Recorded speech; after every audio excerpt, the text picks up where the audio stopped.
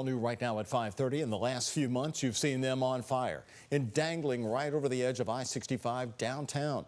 Our focus team has learned why semi-trucks keep crashing on the southbound lanes of I-65 after they come off the Kennedy Bridge. The Transportation Cabinet says there are several causes, but singled out one specific treatment it's doing to the highway this summer to address it. Focus team reporter Travis Breeze tells us where this is all happening and what's being done about it.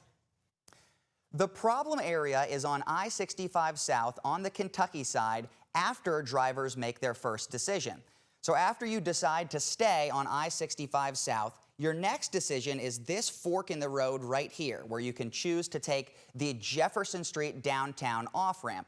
There have been 4 semi-truck crashes at this exact spot since the day of the Kentucky Derby, May 3rd. It has been raining during every one of those 4, but there's more going on than just the rain.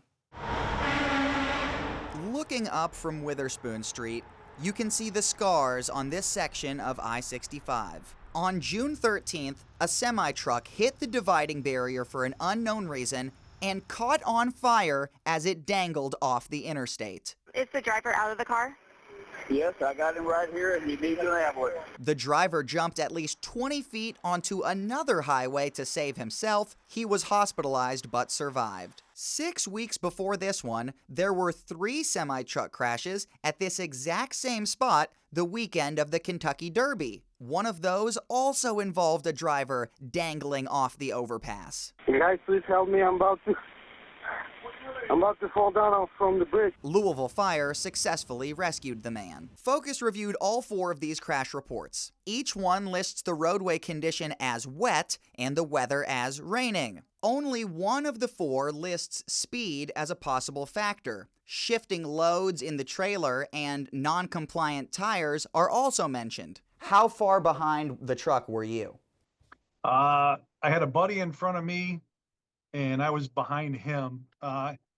We were maybe a truck length behind him. Carl Wilkerson is a 19-year truck driver who was driving his personal vehicle with his wife the morning of the Sunday, May 4th crash. He stayed and gave police a statement. He got to walk around on the highway for hours while it was shut down to traffic. The right lane on 65, where it splits off the 2 lanes to go to 65, that right lane, the grooving's in a different direction than the left lane, and it's like ice when it gets wet. Here's an aerial view from our Sky 11 drone of that area. Wilkerson believes there's a difference in traction between the right lane of I-65 and the left lane. So I drove that area with a GoPro on the top of my car to try and spot the difference. Before we even cross the bridge, let's note there's a 60-mile-per-hour speed limit in southern Indiana. A little bit further, there's a 50-mile-per-hour speed limit right at the first joint of the Kennedy Bridge. Now I'm approaching the area where these accidents are happening. You can see the char and debris over here. If we pause the video at this point,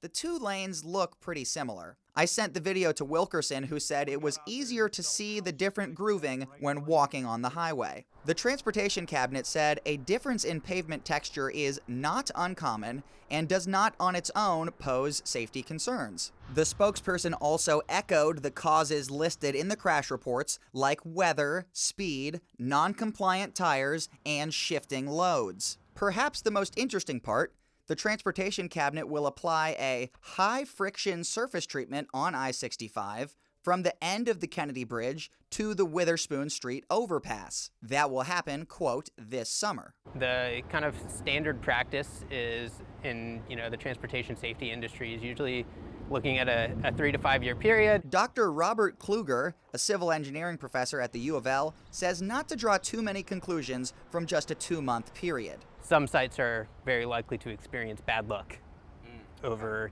short periods of time, and sometimes it balances out. Do you ever have problems driving that specific area?